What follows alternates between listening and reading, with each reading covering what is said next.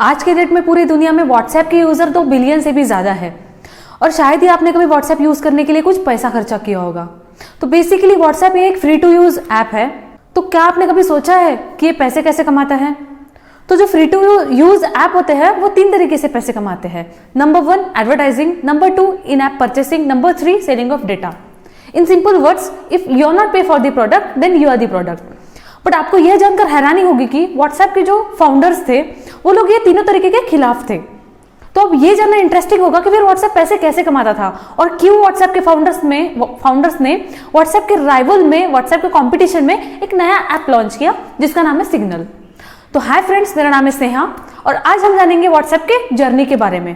इस कहानी की शुरुआत होती है 2009 से। 2009 में व्हाट्सएप के एक फाउंडर ब्रायन एक्टन फेसबुक में जॉब के लिए अप्लाई करते हैं और वहां से रिजेक्शन मिलने के बाद में वो अपने एक फ्रेंड जिनका नाम है जॉन कॉन, जो कि याहू के एक्स एम्प्लॉय रह चुके रहते हैं, उनके साथ में मिलकर एक ऐप बनाते हैं और जिसको नाम देते हैं व्हाट्सएप। बेसिकली ये शुरुआत में अपने बिजनेस स्ट्रेटेजी शेयर करने के लिए एक ऐप बनाते हैं, ये कोई मैसेजिंग ऐप नहीं रहता है। ये जैसे अभी हम अपने स्टेटस पुट करते हैं व्हाट्सएप में, ये वैसे ही रहता है। ये सिर्फ अपने स्टेटस लगा सकते हैं, मैसेज सेंड नहीं कर सकते। ये उस जमाने की बात है 2009 की, जब टेलीकॉम्स कंपनी मैसेज सेंड करने के काफी सारा चार्ज करते थे। तो ये लोग सोचते हैं कि क्यों ना यही व्हाट्सएप को ही एक मैसेजिंग ऐप बनाया जाए और फिर दोनों मिलकर इस ऐप को मैसेजिंग ऐप बनाते हैं। ये दोनों इसका कुछ एडवर्टाइजमेंट नहीं करते हैं, कुछ भी मार्केटिंग नहीं करते हैं। व्हाट्सएप का सिर्फ माउथ टू माउथ ही एडवर्टाइजिंग होता है। एक चेन नेटवर्क के जैसे ही ऑर्गेनाइकली ही व्हाट्सएप ग्रोथ होता है। फॉर एग्जांपल, अगर मैंने व्हाट्सएप डाउनलोड करी, अब मैं अकेले किससे बात करूंगी ना, मैं मेरे फ्रेंड को बोलूंगी कि भाई आप भी डाउनलोड कर लो, मेरा फ्रेंड अपने फ्रेंड को बोलेगा, उसका फ्रेंड उसके फ्रेंड को बोलेगा। लाइक ऐसे ही ऑर्गेनिकली व्हाट्सएप का ग्रोथ होता है और देखते ही देखते कुछ ही दिन में व्हाट्सएप ऐप स्टोर के टॉप 10 ऐप में आ जाता है। व्हाट्सएप शुरुआत में बिना किसी रेवेन्यू के अपने इनिशियल सीड्स कैपिटल पे ही सर्वाइव कर रहा था।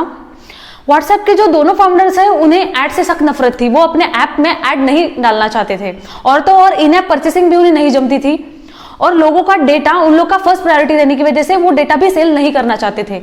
डे बाय डे उनके यूजर्स बढ़ने की वजह से उन्हें फंडिंग की काफी जरूरत थी और वो नहीं चाहते थे कि कोई तीसरा बंदा आके उनके कंपनी में इंटरफेयर करे। उस वजह से वो फंड भी रेज नहीं कर रहे थे। और फिर लकीली इन्हें एक इन्वेस्टर मिलता है जो कि व्हाट्सएप का ग्रोथ देख के व्हाट्सएप में मिलियंस ऑफ डॉलर इन्वेस्ट करता है और कहता है कि आप अपना बिजनेस जैसे चला रहे हैं वैसे ही चलाइए, हमारा उसमें कोई इंटरफेरेंस नहीं रहेगा। और फिर व्हाट्सएप को एक नया मॉडल मिल जाता है। वो इस प्रकार से है कि नंबर 1 गेट यूजर्स को लाओ, नंबर 2 गेट इन्वेस्टर को लाके फंड रेस करो, number 3 get more user from investment, funding का इस्तेमाल करके और भी ज्यादा यूजर्स लाओ and get more investment and so on. तो व्हाट्सएप के फाउंडर अपने यूजर से पैसे कमाने से ज्यादा फोकस करते हैं कि अपने ऐप को कैसे बेस्ट बनाया जाए ताकि और भी ज्यादा लोग व्हाट्सएप यूज कर सके। इनफैक्ट व्हाट्सएप यूज करने के लिए व्हाट्सएप के फाउंडर्स ने कुछ कंट्री में $1 पर एनम चार्ज किया था, लेकिन $1 से तो शायद ही कोई रेवेन्यू जनरेट हो। लेकिन इससे उतना कुछ फर्क नहीं पड़ता है क्योंकि इस इन्वेस्टमेंट की दुनिया में अगर तुम्हारे पास यूजर्स है और तुम्हारे एप्लीकेशन में पोटेंशियल है तो तुम्हें इन्वेस्टर मिल ही जाएगा। और ये स्ट्रेटजी व्हाट्सएप के लिए एक जादू की तरह काम करती है। देखते ही देखते 2014 में व्हाट्सएप के 1 बिलियन से भी ज्यादा यूजर्स हो जाते हैं। लेकिन अब व्हाट्सएप के सामने सबसे बड़ी प्रॉब्लम ये आकर खड़ी होती है कि वो है डिपेंडेंसी। व्हाट्सएप इन्वेस्टर के ऊपर इतनी ज्यादा डिपेंड होता है कि अगर इन्वेस्टर ने फंड रेज करना अगर बंद कर दिया तो व्हाट्सएप रातों रात बंद हो सकता है। और ऐसे ही वर्स्ट टाइम में एंट्री होती है फेसबुक के सीईओ मार्क जुकरबर्ग इन दोनों को अपने ऑफिस बुलाते हैं और व्हाट्सएप को $19 बिलियन में खरीदते हैं और कहते हैं कि हम आपके बिजनेस पॉलिसीज में कुछ भी इंटरफेयर नहीं करेंगे, आप अपना बिजनेस जैसे चला रहे हैं वैसे ही चलाइए। और फिर व्हाट्सएप के दोनों फाउंडर्स फेसबुक के लिए जॉब करने लगते हैं। पर अभी सवाल यह है कि फेसबुक ने व्हाट्सएप को $19 बिलियन में क्यों खरीदा, जबकि व्हाट्सएप एक नॉन प्रॉफिटेबल बिजनेस था जहां से शायद ही कभी प्रॉफिट आ सकता था। इनफैक्ट फेसबुक ने इंस्टाग्राम को सिर्फ $1 मिलियन में खरीदा था। तो फेसबुक व्हाट्सएप को खरीदने के लिए इसीलिए डेस्परेट था क्योंकि फेसबुक मैसेंजर का कॉम्पिटिटर उस टाइम पे 2014 में व्हाट्सएप ही था। व्हाट्सएप की तरफ यूजर डे बाय डे बढ़ने की वजह से लोगों का ध्यान फेसबुक मैसेंजर के ऊपर कम हो रहा था और फिर मार्क जुकरबर्ग को लग रहा था कि व्हाट्सएप के पास ऑलरेडी काफी लोगों का डेटा है और फिर फेसबुक को पैसे कमाने के लिए इन फ्यूचर इस डेटा का यूज हो सकता है क्योंकि फेसबुक बेसिकली लोगों का डेटा ही से बेचकर एडवर्टाइजिंग कर ही पैसे कमाता है। और यही सिलसिला कुछ साल चलते रहा। बट जब फेसबुक ने व्हाट्सएप को खरीदा था तब व्हाट्सएप को ये प्रॉमिस किया था कि हम आपके कस्टमर का डेटा सेल नहीं करेंगे। बट 2017 में कुछ कंपनीज की पॉलिसीज चेंज होने की वजह से व्हाट्सएप को ये डिक्लेयर करना पड़ा कि वो कस्टमर्स का डेटा सेल करती है। और यह सुन के ब्रायन एक्टन और जॉन कॉम को सदमा लग जाता है और सितंबर 2017 में ब्रायन एक्टन कंपनी को रिजाइन करके अपने शेयर्स भी छोड़ के चले जाते हैं। और उसके कुछ ही दिन के बाद कंपनी के दूसरे फाउंडर जॉन कॉम भी कंपनी को रिजाइन दे देते हैं और वो भी अपने शेयर छोड़ के चले जाते हैं।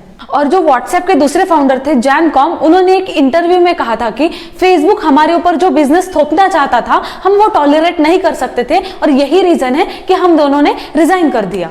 और उसके बाद इन दोनों फाउंडर्स ने मिलकर अपना एक नया ऐप लॉन्च किया जिसका नाम है सिग्नल। सिग्नल एक व्हाट्सएप की तरह ही है, एक फ्री टू यूज ऐप है।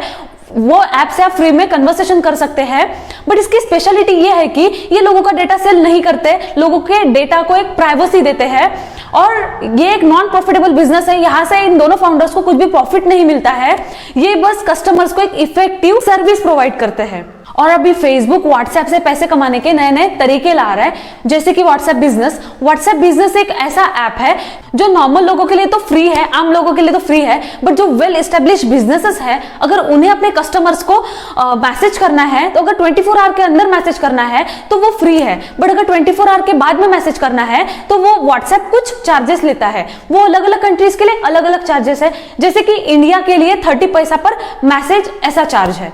और हाल ही में सुनने में आया था कि व्हाट्सएप के कुछ स्टेटस में ये लोग ऐड लगाने वाले हैं, ऐड चलाने वाले हैं, और इनके क्या फ्यूचर प्लान्स है ये तो वक्त ही बताएगा।